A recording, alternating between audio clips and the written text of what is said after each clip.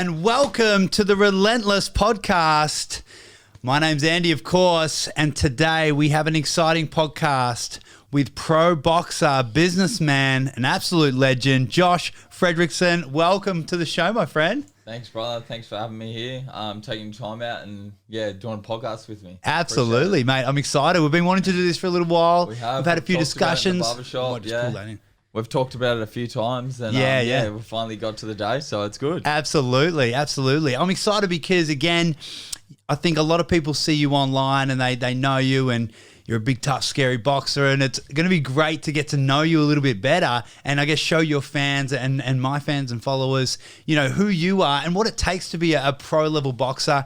And you've got an incredible story, man. I mean, I was blown away when we were chatting and you were telling me the ins and outs of how you created yourself and where you know, how you got to where you are today. So it's going to be a journey, bro. So again, thank you, my man. I'm pumped. No worries. I'm happy to be here, man. All right, bro. So let's get into it, shall we? Now, look, you're a pro boxer and you're definitely on the rise. I saw your last fight. It was a win. Was that the national title? That was a Queensland state title. Great. So it was a Queensland state title. That was just a few weeks ago, really. Yeah, about 5 weeks ago. And we're back in training for another one in about just under 5 weeks now. On the 18th of December. Back here on the Gold Coast. I'll be there, mate, cheering you on. Cannot wait. And it was a great fight, and you're definitely on the rise. We're going to go deep into that. But I want to start at the start. I want to know a little bit more about sort of how you grew up and where you come from. Where did you actually grow up? So I grew up in Lismore, down in Northern Rivers, New South Wales. Yeah. I grew up on a farm with obviously family, siblings. Went to a private public school close to home. Yeah. And then eventually went to a private school in Lismore. When I was younger, I played a lot of sport. I was very athletic as a kid. Yeah. A lot of soccer. I never boxed when I was young. I was just a soccer player through and through. Yeah.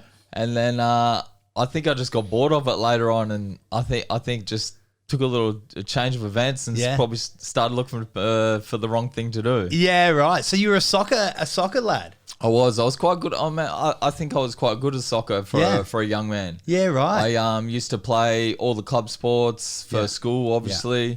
I was in rep and I went into some academies and that, but I just ended up stopped trying. I think I just got bored of it. Yeah, right. How do you think growing up in a small town or a country town sort of had an influence on your, I guess, work ethic and sort of mentality? I mean, you're a grinder. You run a business. You're a pro boxer. You're constantly doing stuff, working hard. How do you think that influenced you to sort of be who you are today?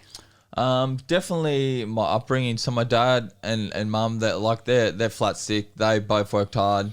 Built up a farm. I was working at a young age on the farm. It probably tainted me for a little bit, to be honest.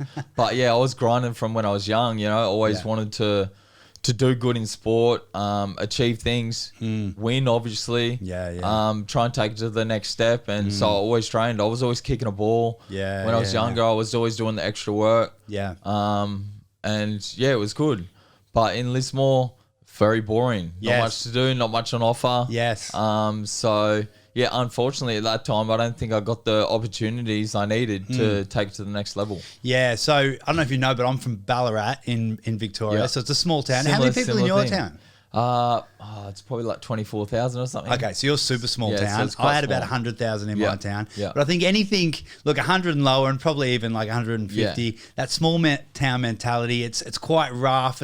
You don't have much to do, so you're always just having blues and getting, running amok. Was that very similar to you? Was it all about, running amok, blues? Yeah, running amok. Street fights, not like there was definitely a little bit.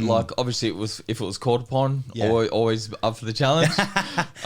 But it wasn't huge like that. But always looking for something wrong to do. Even when I was out in the farm, I was bored. I was me and my twin brother. I've got a twin brother.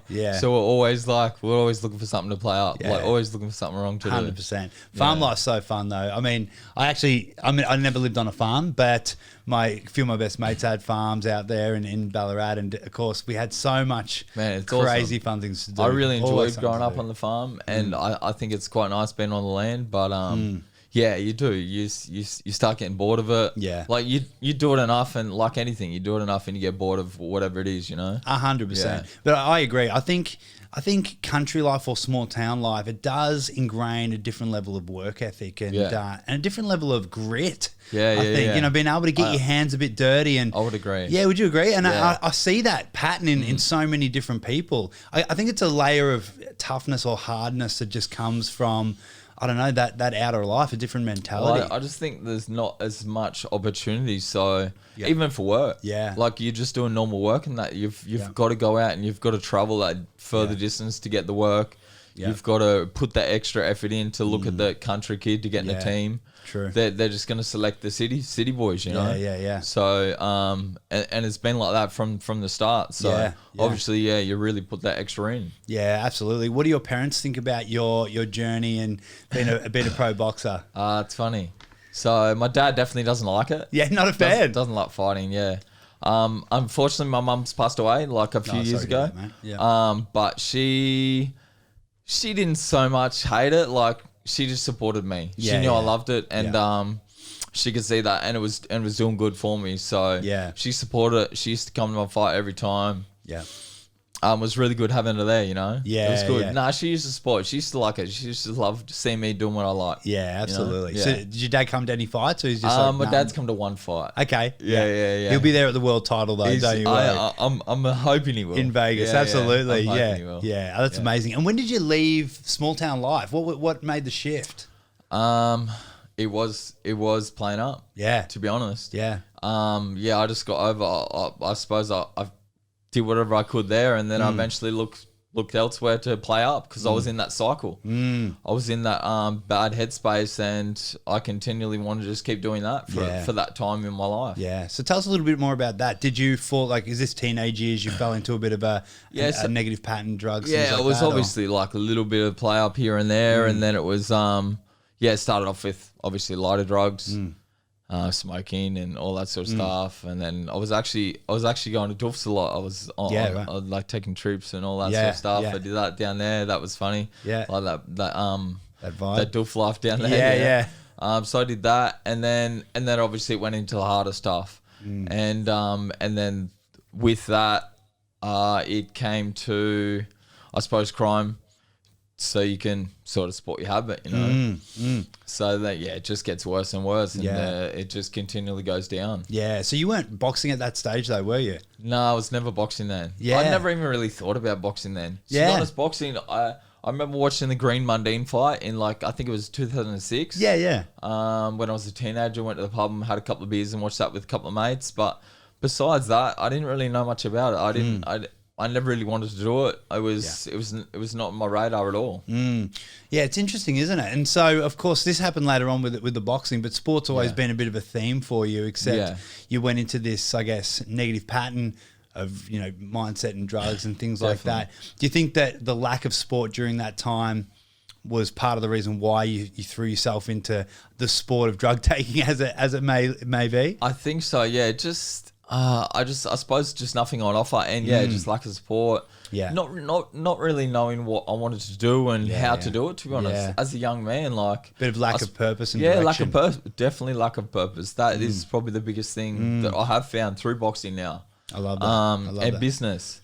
Now as a man, I'm starting to realize purpose is everything. Yeah, such a great point. And isn't it crucial for young people glad you mentioned to hear? that. It definitely is a big point. Yeah, because I think this is where people, we've got resourceful behavior and unresourceful behavior in life, and we've all got needs we need to meet. And if we don't feel like we have a purpose on earth or a mission or something to dedicate ourselves to for the greater good, we tend to default into the greater negativity. And that's drugs, alcohol, gambling, anything to get that quick fix of a high or some immediate purpose in the moment, whether it's resourceful or not. We seek it, don't we? I think it's such a good lesson for any kids listening out there, any parents. Kids, we've got to show the kids how to find vision and purpose, which you eventually found, and then look at what you've done. You've prospered in so many ways. No, it's huge for any young kids. Obviously, anyone struggling with depression, mental health, that's what it is. It's like you're finding that purpose. I know it's hard, Like some people it just falls into their lap early. Some people have to go through lots of abuse to get there. Some people never find it, unfortunately.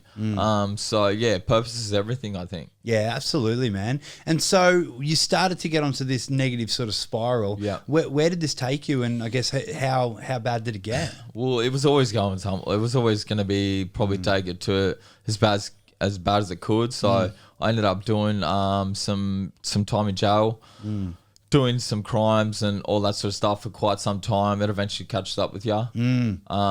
Yeah, just complete like drug abuse and all that. Like I had to go into crime. I needed to feed my habit, you know. So it eventually happened, and I did some jail up in Queensland, and that went on for about 2.5 years. I also had a lot of parole over my head. But I really I think I eventually found myself in there due to like the amount of time I did, and just really just not wanting to give in to the system, basically. Yeah. So do you feel like, I mean, it must have been pretty scary getting a sentence, having to leave the normal reality of the world and going to weird. prison? Yeah. So I was 21 when I did it, and Wow, it was young, quite weird. huh? Like Yeah. I was quite young, country town. Yeah. Like I remember walking in the first day, like walking into jail, and everything just looks massive. Like, you know, when you're a kid, Absolutely. you look up at adults and that they look huge. Yeah. That's what jail looked like when I first went in. And then there was like big men walking around in the yard and that, like. And then eventually, like I ended up walking around the yard with them. They were all the same size as me, but everything just looks intensified. Absolutely. So yeah, it was a little bit nerve wracking, but I soon adjusted quite quickly and eventually just got on with it. Yeah, interesting, man. And I guess, how long did it take you to adapt in prison? Like from being, I guess, nervous or scared or anxious and thinking, holy shit, you know, anything could happen here. Yeah. I mean, you probably watch movies and you've got all these stories running, yeah. and then to, I guess, then adapting and obviously it's a new world. Then you're just comfortable in that space for the time being. Yeah, it was weird, and especially it changes up every time. Like say they move units, you move jails. Like eventually you've been in there long enough, you start meeting people. But it was quite weird because then you got to meet people, you got to talk to people. Yeah. You know, you don't want to say the wrong thing. That's right. It's all that sort of stuff. Yeah. But no, it was all right. I think I adapted quite quickly. Just cruised along. I just did me. I just did my thing. And then I eventually got into training and all that sort of stuff. Like I flicked all my bad habits, cigarettes. I used to smoke cigarettes. You know, so 3 weeks in, I remember with my training partner at the time, I'd moved to a new unit, and like I'd sat down at the table, and so I ate and trained with this gentleman, and he said, "Oh, what do you think about quitting cigarettes?" Because I'd been talking about it also. I wanted to get healthy, you know. Yeah. So he's like, "Yeah, we'll quit him tomorrow." We did the fist pump. Yeah. You know, Yeah. I remember it, and mate. He lasted about half a day. I've never smoked a cigarette again in my life. Yeah, wow, you know? man. So Credit that's to you. 8.5 years later. Yeah. I suppose I just like to, if I say something, I like to pretty much stick to it, you know? Yeah, 100% a man of your word. And so you weren't obviously doing a lot of fitness before you went in. You were sort of running a market. Definitely not fit. You were doing a whole lot of other stuff. I was quite unhealthy. Yeah. And then you came in. Did you like when you went into prison? Were you just like, man, I'm turning this around. I'm going to get fit, get healthy? Or did that happen a few weeks in or a few months in? When did that happen? It was definitely I wanted to get fit and healthy, but boxing wasn't. It was in the back of my mind. I was like, because I'd had friends that have done a bit of nick and that before, and they got out and they were hitting the pads all right and that, and I was like, that's pretty cool, like, you know. And so like it was definitely in the back of my mind. I was like, I've got to learn this boxing thing while I'm in it, at least a little bit. Yeah. You know, because fighting is pretty cool. Yeah. You can defend yourself, and you'll never know when you need to in that area. Yeah. So yeah, I just started fitness. Obviously, quit the cigarettes, and it all started very slow. Weights like push-ups, dips, chin-ups, all that sort of stuff. Yeah, and that's where it started. Yeah, wow, so interesting. So you then decided, I'm gonna change it up. I need to get healthy. I want to get fit. Yeah. You opted out after half a day. you obviously, but this is again such a reflection of your character and personality. You can't be a pro if you don't have that sort of determination and sort of dedication, man. and that steadiness. But when did you actually discover boxing? So who sort of said to you, man, you've got what it takes, dude. You're quite good. It was a few times. Like I'd eventually I knew I wanted that because, like I said, I knew it in the back of my mind. I wanted to start doing some, and eventually I got to a unit where someone wanted to actually put some time into me. So I was an older guy that had a couple of fights as an amateur and used to fight. He started with the basics. We started on lines. We started shadow boxing. Nice. We started doing some real basic stuff. Have a first spar against like this big guy. In the unit, like, and then we got like the fishbowl started banging on the window and told us to stop. Like we weren't meant to. But so we had my first spar in there also, and then just along the lines, as soon as I started, I just kept doing it because obviously the guy was like, man, you can go all right. Like, I was quite athletic kid. I'll pick up stuff quite quick, I think, and then just kept doing it. Every unit I went to, every jail I went to, stay fit, just got fitter and fitter. Started running, started, just doing everything I could to get myself in the best shape possible. I still didn't know whether I was going to get out and fight until right at the end. But it was obviously giving you something pretty important at that time. It was. What was it giving you mentally and emotionally to sort of start delving into that world and doing I reckon something like that? It was just giving me that same thing, like that purpose. Like it was just health and fitness. Just mental clarity, like stimulating the brain, as I've obviously done it in a bad way before. So that just really just kept. It basically just gave me something, a goal to work on while I was in there. Really just getting the best shape I possibly could in there. And then get out with a healthy mindset and just kicking that drug abuse problem. 100%. So have you been fully clean from the day you went in? Were you fully clean since then? So in there, I smoked a little bit of pot and that. But that was early on. And then I was like, why am I doing this? Because I just wanted to stop that out there. So that was, that was a couple of months in, few months in, I think. And then I was like, I need to stop this also. So from, very early on in my sentence, I have not touched anything since. No Valium, no pot, no alcohol, nothing like at all. I've just, no cigarettes. I stopped it all. So it's been about 8.5 years since I've done anything. That's amazing, dude. Seriously, huge credit to you, brother. Thank you, 8.5 years. I mean, again, it's hard enough to just go in there and face the adversity that you'd have to face. A lot of people would go the opposite way to just numb themselves to get through it, I'm sure. And they do. And like 80% do. That's why a lot of them in and out, in and out all the time. That's another reason why I really didn't want to end up back in the system so much.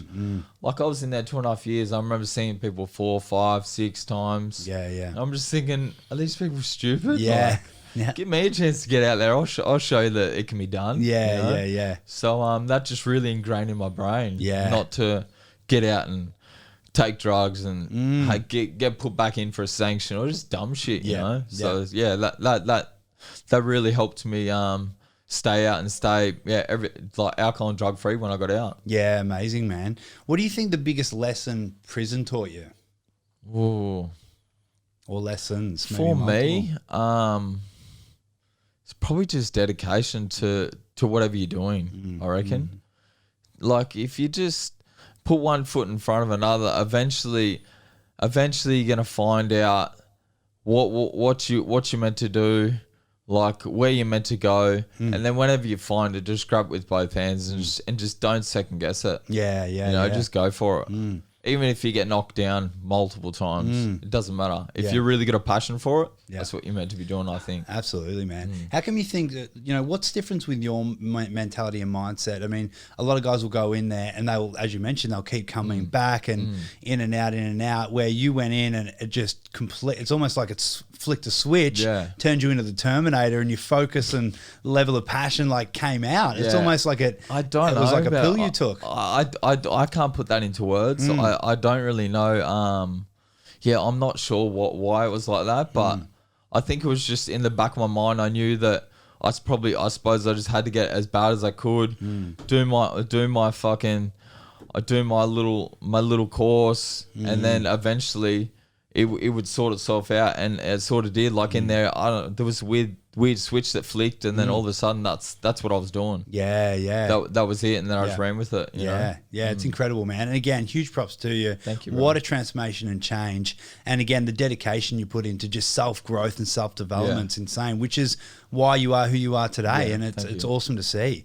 Dude, again, coming out of prison, what point did you then say to yourself, I want to be a pro boxer. I'm going to actually start these fights. Like, did you go straight into amateur fights, or So how did that progress? Right at the end, I had a very good mate of mine. I still speak to him a bit now, and still very thankful for him. He put me on to a promoter that's actually promoting this show right now. Yeah. And who's a good mate of mine, Jamie Meyer.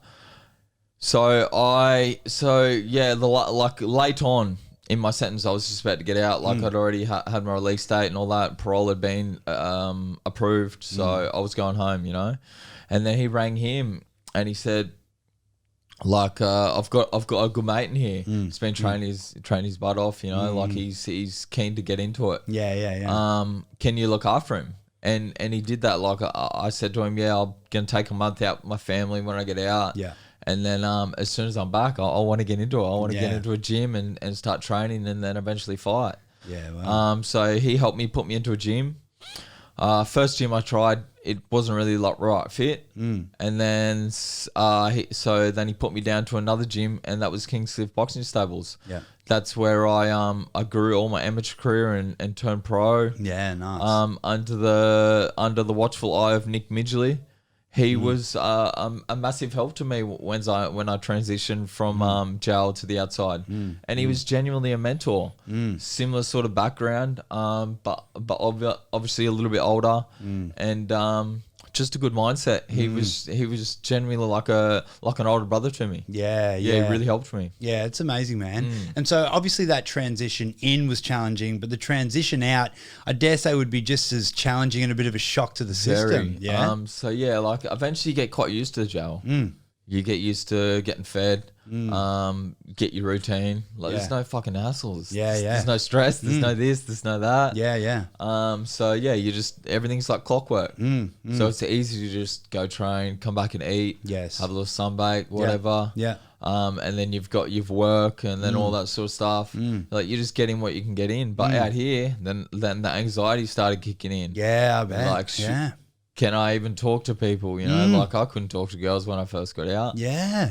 Couldn't, like, trying to get a work, and that was quite hard. Yeah. Going to a work site was even hard. Like people just talking. Like social anxiety, or like so social much anxiety. Around? Even just like people just saying stuff that you don't really like hearing in jail, and that people are saying that sort of shit. Yeah. And it's like, is that meant to trigger me in that? Yeah, so you're not really liking it. Yes. So there's just a lot of stuff you got to adapt to, I think, on the outside world. When you're first getting out. Yeah, 100%. And I think that's another reason why a lot of people just jump straight back into it. Yeah. Play up. Yeah. It's easier. Yeah. Just get on the drugs and go back to jail. They just can't handle that transition. They can't handle it. So for me, it was quite hard, and it was a long process. Yeah, absolutely, man. I know you're a big fan of the author Jordan Peterson's and his book, The 12 Rules of Life. Very good book. A very good book. It is a great book, and I love his philosophy on human behavior and just his philosophy in general. But rule 3 is make friends with people who want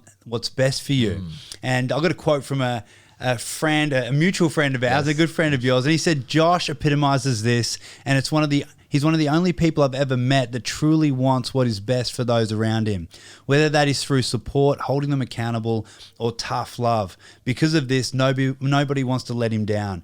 So I guess that's an awesome thing to hear, of course, but I have everyone that meets you, I've heard very similar things. And of course, that consistency, I think, rings really true. Yeah. You know, how important was your network and friends, again, coming out of prison and readjusting?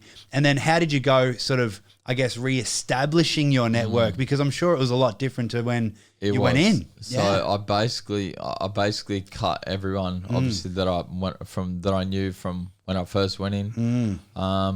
Big network. I moved back in with my mum at that time. Yeah. And that was the best thing I could possibly do. It was grounded. It was safe, you know. Yeah, for sure. And then I started building a new family, and it was basically through the gym. Yeah, wow. You know, it was through a couple of people, but it was basically through the gym. That was my new thing.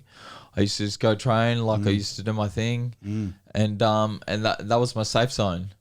Yeah. While I eventually adapted and then got into work and all that sort of stuff and started meeting people and talking to people. Yeah. It was a big process. Yeah, absolutely. And so I guess it's fair to say you believe that your environment or the people that you surround yourself with absolutely is a huge part of success or failure in life. Yeah, definitely a huge part. Yeah. If you want to succeed, it's like you want to succeed, you've got to put yourself around people that are doing big things as well.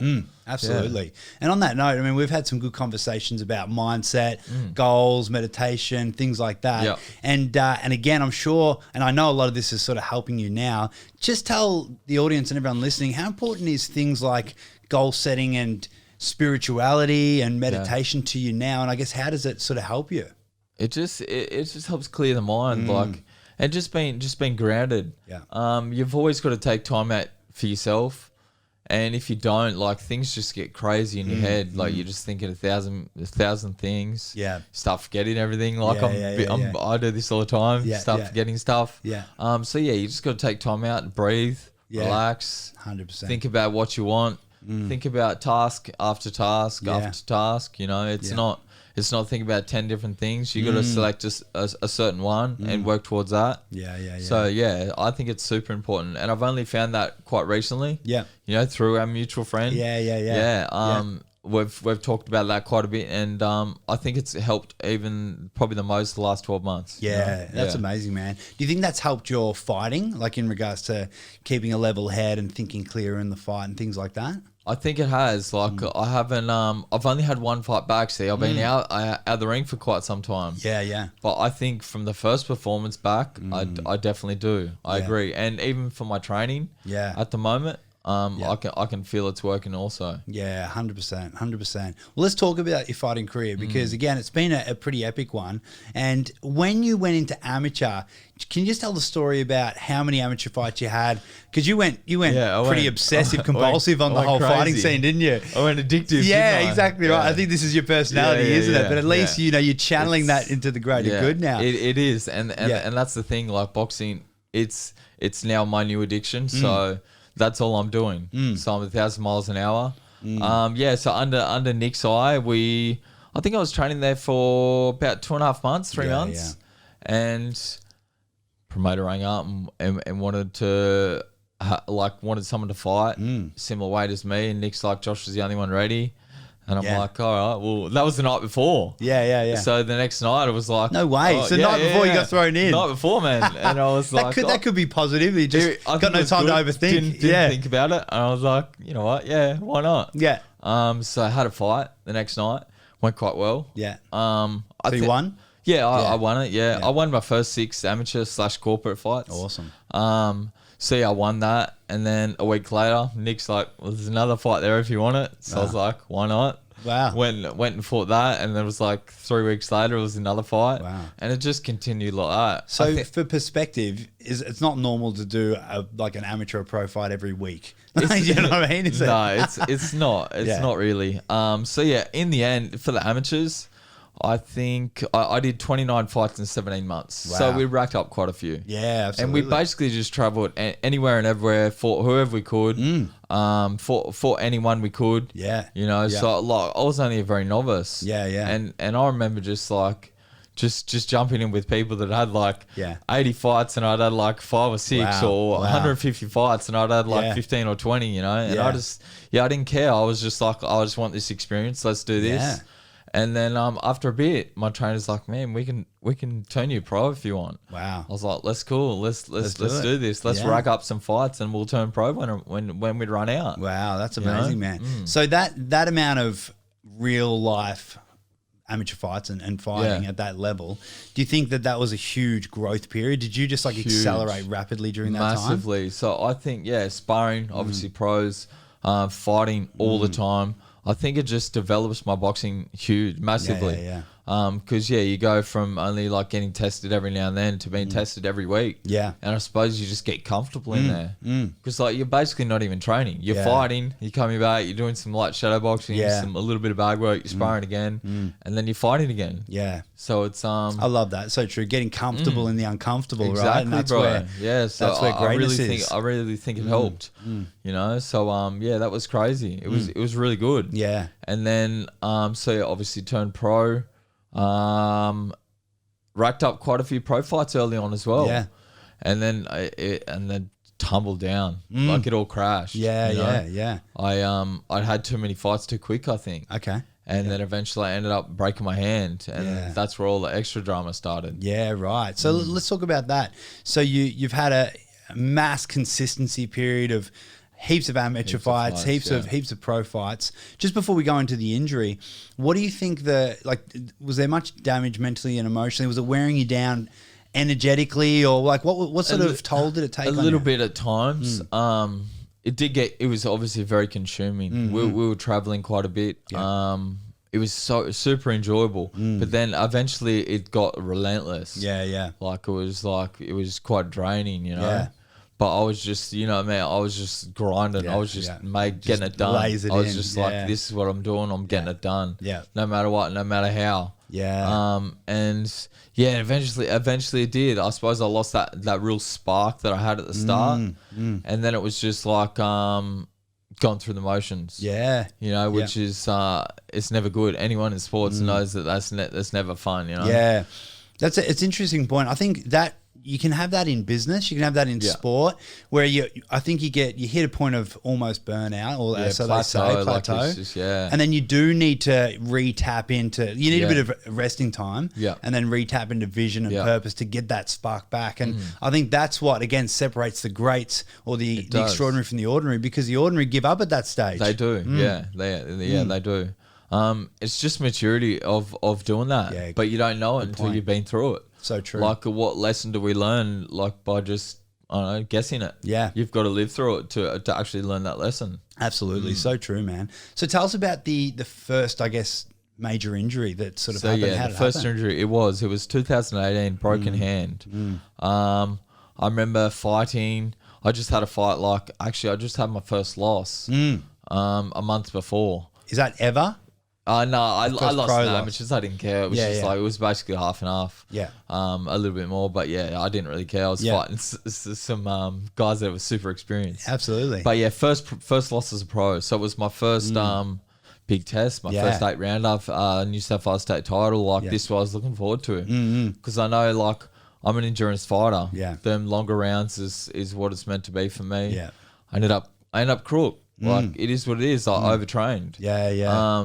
And then, so fight week, I felt like shit. I thought I was all right by the time the night came, but I wasn't. Yeah. I couldn't move my feet. I fell into a fight when I shouldn't have. Yeah. And I come over the split decision loss. Like it happens. I had another fight a month later and ended up with a broken hand 30 seconds in. Yeah, wow, damn. Yeah. So how do you handle a loss? Do you go into a dark patch for a week, or do you get angry, or do you do you reframe and think, it's part of the game, I just got to fucking look forward and move on? What sort of mentality do you... I think you go through all of that. Yeah. You go through every emotion. Yeah, nice. So I remember being super down on myself, let the team down, let me down, let my mates down, anyone that come watch. All that, and then you start going back through your head, why did this happen? How did I make this mistake? Why am I feeling like shit? So you go through all that. You just start going through a lot of stuff in your head. Yeah. And then eventually, eventually it just burns off, and you're just like, oh fuck, you've lost. What can you do? Yeah. You stew on it forever. It'll eat you up. Yeah, exactly. But fuck, I had a fight a month later. I had to get back into the game. Yeah. So true. I had to have a fight a month later. So I was straight back into training. Yeah. I just had to deal with it. Yeah. And again, it's part of that. That's part of being a champion, isn't it? And same in business and same in everything, dude. You're gonna have life in general, dude. You're putting yourself out there at the highest level. Yeah. You're gonna have some lessons. Tested. You're gonna be tested. You're gonna have some losses along the way. Yeah. Again, in business, life, relationships, whatever it may be. And again, I think that is the true sort of true badge of a champion, Yeah. where someone that can handle, adversity after adversity, Exactly. challenge, loss, and still Yeah. get up and fucking go again, right? Yeah. And again, that's what you keep on doing, which Yeah, is thank incredible, you. man. Yeah. So you broke your hand, which would have been excruciating, I'm sure. And how long did that put you out for, and what happened after that? So yeah, I broke my hand in that fight. I continued on to win, which was fortunate. Wow, well Like, done, imagine man. 2 losses. That Yeah. would have been spewing.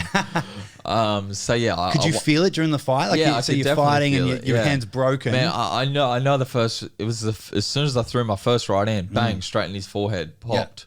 I was like, great. Yeah. So I ended up finishing the fight with the left hand. I still used the right. Yeah. It hurt, but I just dealt with it. Yeah, wow. And then and then I did through the process, hand rehab, all that sort of stuff, depression, like obviously injuries, spring depression. Yeah. So it was all that. And then I recovered, had another fight, state title, which I won this time. Yeah, so wow. I was awesome. I was happy and I fought well. Yeah. Is that the photo in Big Al's barbershop? Nah, that's the Australian title. That's the one. Australian title. That's the All next right. one coming. I got you. So yeah, I'm ruining your story. Yeah, No, no, you go. no, that's okay. So that was the state title. So Yeah. that was good. Like I achieved my first little goal. Yeah. And then I was actually in training again after that. And it was the day we had that Australian title locked in. Yeah. It was perfect. It was like, all right, sweet. I remember me and Nick was sitting on the side of the ring and he was talking about it and he's like, yep, today it's locked. So like we're fighting for that Australian title at this time. Wow. I was like, how good. Sweet, we're on. Yeah. And then I was like, all right. And then he was like, yep, let's do some sparring. Let's start the process and get you ready. Yeah. And I remember third round, boom, forehead, broken hand again Oh, no in training. way. I was like, no In way. training? Yeah, in training. Wow. So I remember like coming off the ropes and he was coming at me and I hit him with the right hand again. Yeah. Bang, straight in the forehead. Oh, wow. Broken hand. Like I remember being so upset on the side of the ring. Didn't know what to do. Like, yeah, it was devastating again. Absolutely, Like the wouldn't day that I had the Australian title locked in. Wow. So yeah, that was horrible. So same process again, doing the rehab. So you called the fight off? Had to. Yeah, Yeah. yeah. Fight was called off. Yeah. We put it on hold. Like obviously we said, we're going to fight for that belt, but Yeah. it would be when my hands recovered. Yes. So yeah, that was called off. Rehabbed it again, all that same stuff. Going through the mental battles again of not being able to do my purpose. That's in right. my eyes, you know. Yeah, yeah, yeah. Not being able to do what I've been doing for so long. Yeah. What's keeping me on that good path. And then eventually I rehabbed it properly, come good, and then started sparring again. We had a date end of the year. That was December 2018. Yeah. So we had our date, we had our fight locked in, and started training for it. Knew the hand wasn't perfect. Yeah. Knew the hand wasn't perfect. It was Yeah. a couple of times through training where I'd hurt it, but Yeah, I yeah. was battling through it. I was gonna make sure I got this done. You know. Yeah. And then, yeah, so we stayed away from pads as well from that for that hand because obviously I'd hurt it a little bit. Yeah. Got to the fight and started warming up in pads. I remember hitting pads like only lightly, and I was like, I could feel my hand. No way. I was like, this is dodgy as. I was like, no, there's no way I'm getting through this fight without a broken hand. Yeah. Unfortunately, you know. And I was like, I've just got to get it done. Yeah. So yeah, I went into the fight, knew it was quite weak, threw it however I could. It was all right for the first couple of rounds. I could feel a little bit, but it was all right. And then yeah, it went again. You know, I was in my Australian title fight, and the hand went. I think it was round 4. And it just like I started the fight well, and then that went. It sort of just rattled me a little bit. It would have. You know, yeah. so Understandably. the round 5 and 6, I started like, I don't know, sort of started thinking about it too much. My corner give me a good prep talk. Yeah. You know, they got me in the right headspace. Great. And got me over the line, man. Wow. They really G'd me up and just like, what can you do? It's a broken hand, mate. Well, like, let's work with it. Yeah, let's yeah, win yeah. this fight and then we'll deal with it. Yeah. And I was like, yeah, this is exactly right. Yeah. I'm not losing this fight, you know. Yeah, wow. So we just got in there and we got it done as well, you know. And So I was- you got away with the title. got away with the title. Yeah. It was my first 10 rounder.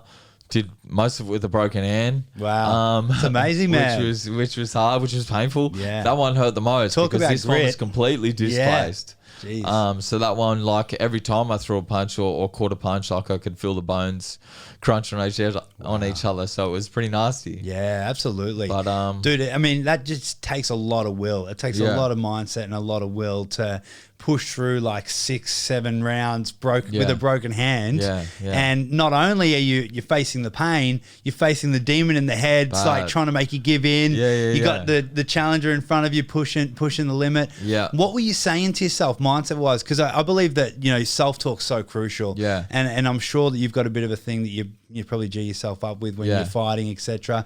Your corner's giving you a pump up. Told you, let's go to war. What were you saying to yourself to get you through that extremely challenging situation? Well, for that, that was actually quite a special fight for me because, as I mentioned at the start of the podcast, like my mum had passed away. So she battled cancer. Yeah, wow. When I got out of jail, that's like I moved back into her and we helped her through that process, taking care of her and that. And eventually she passed away from that. God bless her. Lovely lady. Like I miss her every day. Yeah. I love you, Mum. Yeah. And so before she passed away, I remember saying to her, I was like, because that was the path. Yeah. The Australian title, you know. So I was like, I will win that title for you. You know. So I whispered that into her ear. So I was not letting anything happen. Wow. Unless I fixed that. Yeah. So broken hand, like all this adversity in that, I was like, I'm not losing. So got that pep talk. After that, I just beat down the mouth guard and I said, let's just get it done. Yeah. You know? Yeah. So your mum will be proud, brother. For sure. She would be. I'm sure she would be. You know, she was definitely there with me that night. Yeah. And I just made it happen. I just really made it happen. Man, it's inspiring, dude. Again, I think that people don't realize the intensity of being a fighter full time, and the energy levels, etc. But with the broken hand and then going through and doing it for your mum, it's inspiring, bro. So again, hats off to you. So what happened after the fight? How did you feel? Your hand's broken again, second time, third time, and you're just like, oh, you beauty. Here we go, the hardest man on earth. What are we gonna do? Oh, that was horrible. Yeah. So after that, it was straight into surgery before Christmas. Yeah. This one was the first two. I never did surgery. It was just like it was never displaced. It was broken in like just flush. So straight into surgery. This one was super displaced. So I got that pinned and wired. Went in, seen a really good surgeon. He fixed it. Knew I was a boxer. I rehabbed the hell out of that. I ended up rehabbing that myself. Wow. You know, I was just like, I've done this a couple of times. My partner's an osteo. Like I'd got all the information I needed. Yeah. I was like, I'll just rehab this myself and just really make sure of it. And just give it time. Yeah. I knew I had just like, I've achieved that little thing that I said I knew I needed to do for my mum and myself. Let's take time. Let's get this hand really right, and let's move on to the next stage. You know. Yeah. So I left that for 6-7 months. I think it was almost 7 months before I started doing contact, and then I started training again for another fight, and I was very much looking forward to that, as you can imagine. Fighting I enjoy so much. End up with a broken eye socket. Oh, wow. You know, just in training, like I was training. There was no initial day. I'd train it a couple of times. I got a bruise under my eye. And then all of a sudden, my eye swelled up one spar and then it come down. I just left for a few days, didn't spar. And then it swelled up again, like super bad. And I was like, oh, wow. And then like it wasn't like I genuinely wasn't even really that sore. It just kept swelling up, which was frustrating me. So I was like, all right, let's go get checked. Went to the GP, and she was saying, look, there's no pain here. You should be fine. Yeah. I was like, look, I want to get an X-ray just to make sure. Yes. So I can tick that off. And I got there, and it was like a big blowout fracture in my eye. Wow. So that all the bone there that holds the eye socket up was blown out. You know, so I straight into surgery again. Fuck, story of my life. Yeah, exactly right. Yeah. So your best mates with the surgeons at this stage, for sure. You send them Christmas gifts every year. Yeah, they're cashing in on me. So straight into surgery. Yeah. Oh, it was a nightmare. Yeah, absolutely. Got that fixed, and It was good, man, and that actually helped my eyesight. Oh, really? Like half my boxing career, I reckon. I've had bad eyesight. Really? Yeah. So it's just clearer or what? Yeah, what's the no, difference? because I used to have real bad eyesight. Yeah. I don't know what it was from. It was possibly from abuse in the eye, maybe. Yeah. But every time I used to look to the right or look down, like I'd have double vision. Yeah, right. Horizontal and vertical. It was horrible. And they fixed it. I was even trying to do eye therapy to fix it. Oh, wow. And it must have been just because that bone was bowed, possibly. That's what I'm assuming. Interesting. Because as soon as the surgery happened, boom, it was fixed. Yeah. So I was wrapped. I was like, absolutely. Happy days. My vision's good now. I'm ready to go. Well, there's some positives. There's positives to every adversity. So, throw that in the pile for injuries, and then rehab that. Got good, and then eventually the time came, man, to have that fight. Actually, I was meant to fight again, and then the virus came. Yeah, that's right. So another setback. So again, that pulled you back for another 8 months or so? Yeah, or longer? pulled me back for another. I was meant to fight at the start of the year. Yeah. And then the virus came. And so your last fight after the injury was the one I just saw. Is that right? That was my first fight. It was almost 2 years. Yeah. Since I'd fought. It was the Australian title in December 2018. Yeah. That was my first fight back 5 weeks ago. Yeah. Wow. So a long time out of the ring. Absolutely, man. It's crazy. And we've got another one coming up. And got another one again, coming up. You're on a roll, prepared, healed, which is great. Ready to rock good. and roll. So that was a big relief. Yeah. Getting in that fight and just coming out injury free. Yeah. That was like a curse for a while for me. Yeah, absolutely. So that was it was quite emotional, even just that. Getting through that fight, let alone performing quite well. Absolutely, yeah. That was massive for me. Yeah. And then just getting straight back into training, getting the roll on. Yeah. That's what I look forward to doing. Yeah. And just start chipping away and just aiming for my goals and that. Yeah, absolutely. What is your ultimate goal or the biggest goal for you in boxing? Where are you taking this? Yeah, so I want them fights overseas. Yeah. Obviously there's steps to that. Do whatever I need to do in Australia. Develop myself strategically at the moment due to being out of the ring for so long. Yeah. Bit by bit, my team will sort that out. Yes. I'll do anything they say. Like, it doesn't matter who it is. Like, if they want me to fight someone, I will. Yeah. That's the process. And then eventually, I want them big fights overseas. Yeah. I want them with the title shot, bro. Yeah, absolutely. I want that nice looking belt. Yeah, absolutely. That the boys went for in Vegas recently. Yeah. Andrew and Jason Maloney. Andrew should have got his title back, unfortunately, on the weekend, and just got it was corrupt system, I reckon. Missed out on that belt, which should have been his again.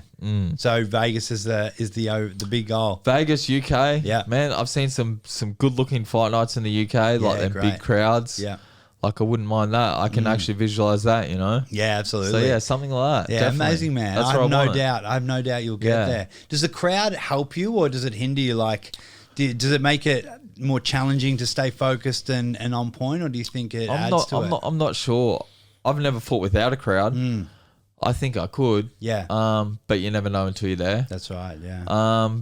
But crowd or not, I'm not really sure. Like, as an amateur, I used to fight on the road all the time, fighting people that clearly weren't cheering for me, but I was fine. Yeah. I still fought well. Yeah. And now fighting locally, like, have all the boys there and that, it's mad. Like, having all your support there is exceptional. You can't say it's not. Yeah.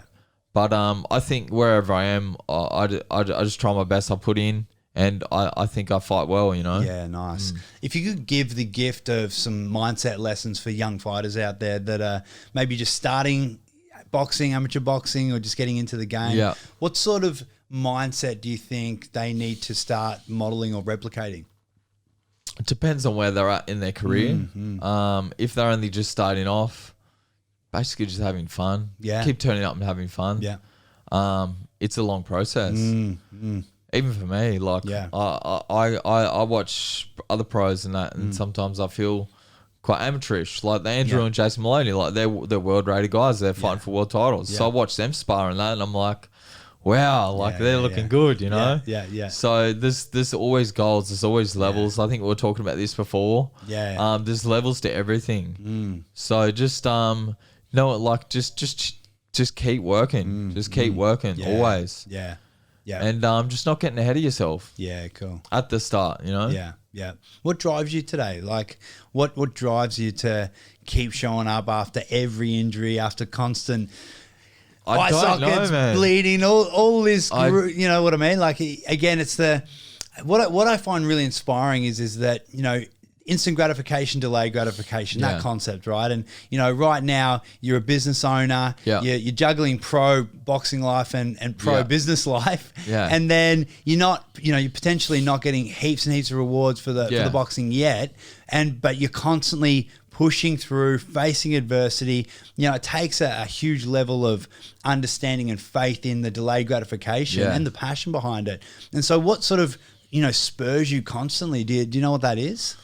I'm not really sure. Yeah. So after the eye, there was 4 injuries. You know, that was huge. Yeah. I was quite upset after that. Man, I genuinely thought, I was like, am I doing the right thing? You know, like, should I be boxing? Like like you said, not much like satisfaction at the moment. Yeah. Like not much money and all that. Like it's hard. Yeah. Man, I think it lasted about a night, and I was like, "Should I?" Well, like, I started questioning it, and that. Yeah, and the next night, the next day, I woke up and I was like, "I love this sport. I can't give up this sport." Yeah, yeah. So I think it's just ingrained in me now. Yeah. Like this is what's taken me from where I've been. Yeah. And it's leading me somewhere to where I'm going. Yeah, I don't know what it is, but I just know I can't jump off this path. Yeah. So that's basically, it's just like just knowing. Yeah. Led by passion. I love that, man. So let's talk about your business, dude, because not only are you, again, you're rocking the pro circuit, but you're also running successful business. And this is where we met. Yeah. And so it's Big Al's Barbershop, which is in Broad Beach. Absolutely. Yeah. Get that out there. And so again, awesome business, man. The concept, the shop's great. Tell us about how you got into that. Where did that journey start? Yeah, so I knew, like, I've struggled to work for others also, you know, and I needed to network. I'm not from here, so I wanted to box. Yeah, barber industry is an awesome industry, you know. I really enjoy cutting hair. Yeah. I like talking to people. Yeah. And networking's a massive thing for my boxing career, which I need to start doing, not being from here. Yeah. So I was like, these two things could work together, you know, like a man's cave, and then obviously get them to the boxing also. Yeah. You know, so eventually, the right thing started, and I found a shop to lease, and I started the process. Yeah, nice. And it was enjoyable, and it was taxing, and it was consuming. Yeah. But it helped me through that last injury also. Yeah. You know? So it was like a new goal to work on outside of boxing, which was cool, which I hadn't had for a long time. So that sort of consumed me for a bit while I was injured. Yeah. So and you got a double purpose now. So that's sort of what got you through COVID and some of the other things. Yeah. Yeah. So double purpose now. So I'm at my shop 6 days a week. Yeah. You know, and then I'm boxing after that. But yeah, 100%. It's just like a double purpose, man. Yeah. So I'm going there. I'm seeing the same faces every day that I'm thankful for coming in. You yourself, come in for a haircut. Yeah. Like it's good. We get to chat. Like you get to meet so many cool different people. Yeah. Hear all different stories, and you get to relate. We get to learn each other, grow. You know, it's a really cool environment to be in. And you're doing Mean Coffee as well. Mean Coffee, yes, we've got the best coffee. So yeah, Big L's Barbershop. We're in Broad Beach, next to the TAB, across from the convention center. Yeah. Anyone on the Gold Coast, for sure, come in, say hello, talk boxing, have a chat. Yeah.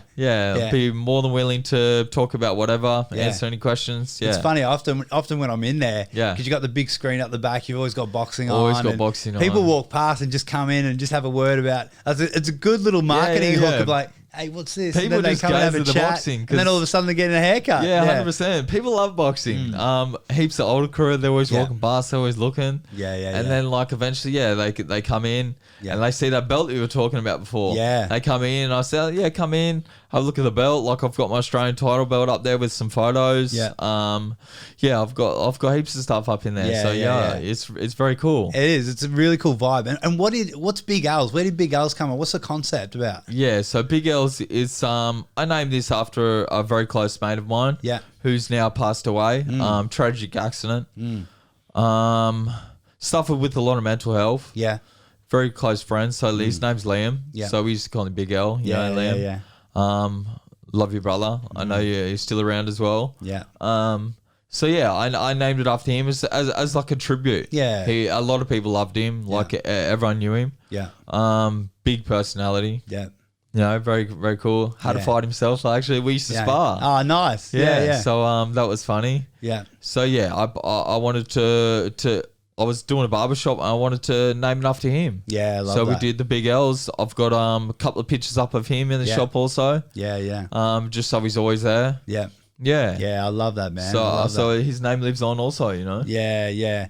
Man, I think, you know, another credit to you, dude, is just, you know, how much that you clearly respect others as well and sort of show gratitude and appreciation to others too. Like, there's no ego there, which is so cool to see. And that's probably why, again, so many people get along with you, right? And why you network so well in both the barbershop and in boxing. Yeah, I think ego is a big thing. Like, eventually in life, you've got to swallow your pride. You got to swallow that ego. It doesn't get you anywhere. Like, we've all got a little bit. You've got to tap into for like say fighting, for instance, and all the stuff like that. But everyday life, like realistically, you don't need ego, mate. Like, come on. Yeah, exactly. Let's just all be normal and just like cruise along and just talk about our life and you know and communicate. And we just grow off each other and learn off each other. Man. Yeah, so true, dude. So true. Man, I want to quickly ask you about how you manage the stresses of business and being a pro athlete, because again, it's not easy. You're working all day, then you're going straight to the gym and you're grinding it out for hours to be the best at your craft, and you're doing pro fights and you got the mixture of the excitement and the highs and the lows, and then at the same time you got the highs and lows of business. How do you juggle it all? Yeah, I think it's quite. I think just talking, honestly, making sure you get that downtime when you've got it. Yeah. So Sundays is the day where I just really try and shut off with my lovely partner. Yeah. So we just shut off. We just try and get a little bit grounded, go for a swim on the beach, whatever. Just relax. Yeah. Try not to talk about business. Also that helps. Yeah. But in the end, if you have to talk about business, just openly talk with your mates. Ask questions. You know, like.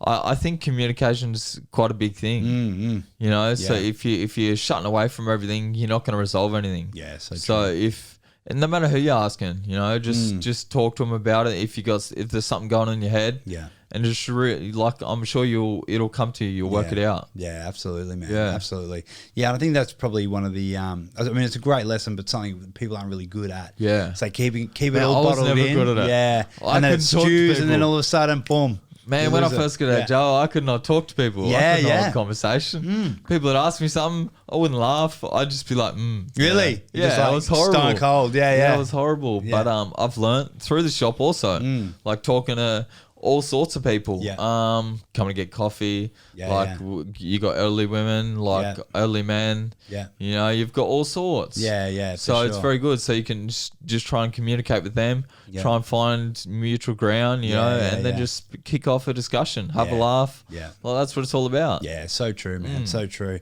All right, dude, I want to play a quick game with you if you're ready. Yeah. This is probably the toughest fight you've ever had.